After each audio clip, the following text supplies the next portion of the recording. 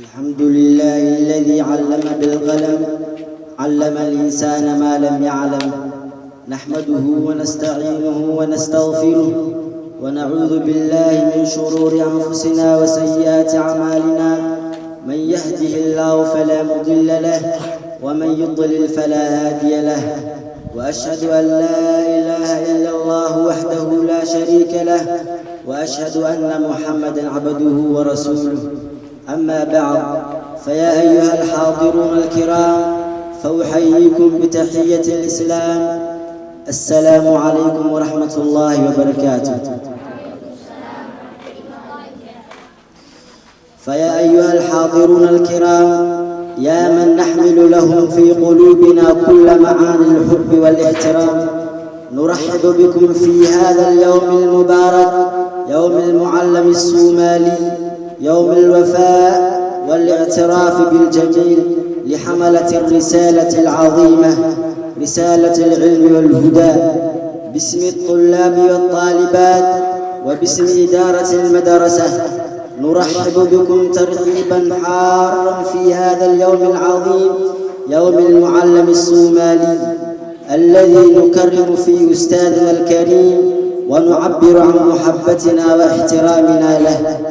إن المعلم هو نور المجتمع وسبب نهضته وتقدمه، فبالعلم ترفع الأمم وبالتعليم تزدهر الحياة.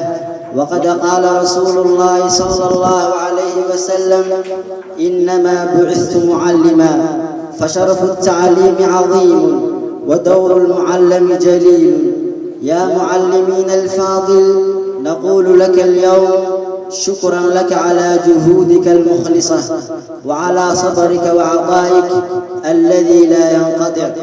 أنت تغرس في نفوسنا حب العلم والقيم الإسلامية، وتربينا على الأخلاق الكريمة والعمل الجاد. نعلم أن مهنة التدريس ليست سهلة، ولكنها أشرف المهن، فأنت تبني الأجيال وترسم معالم المستقبل. فجزاك الله خيرا وبارك في علمك وعملك، ونسأل الله أن يجعل كل يوم من أيامك سعادة ونجاجا. فهذا اليوم المبارك نجدد العهد على الاجتهاد في طلب العلم وعلى الاحترام المعلم وتقديره، لأنه مصباح طريقنا وقدوتنا العظيمة. إخوتي وأخواتي، إن المعلم هو عماد الأمة وروحها، وهو الذي يشع نور المعرفة في طرق الجهل، ويرسم معالم المستقبل بقلمه المخلص وقلبه الكبير. إنه الذي يعلم القيم قبل المعارف، ويربي الأخلاق قبل العقول، ويصنع من الأطفال رجالا ونساء يخدمون أوطانهم وأمتهم. وقد قال الشاعر: قم للمعلم وفه التبجيلات، كاد المعلم أن يكون رسولا. يا معلمين الفاضل، إننا ندرك ما تقدمه لنا من جهود كبيرة، وما تبذله من وقت وطاقة ليغرس فينا حب العلم والقيم. فنقول لك مرة أخرى: لا يمكن أن تخلص جهدك هنا.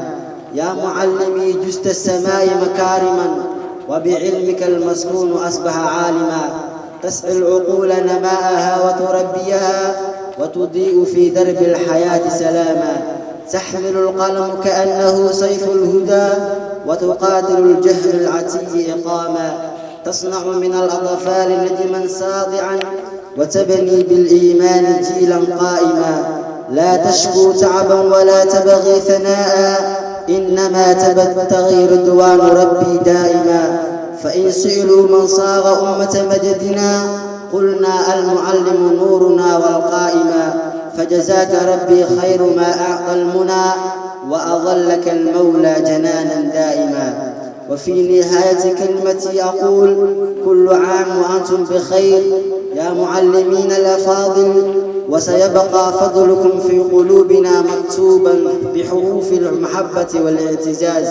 ونسأل الله تعالى أن نجزيكم الحسنى وزيادة، ونقول لك بكل شفافية حللتم أهلا ونزلتم سهلا، وآخر دعوانا أن الحمد لله رب العالمين.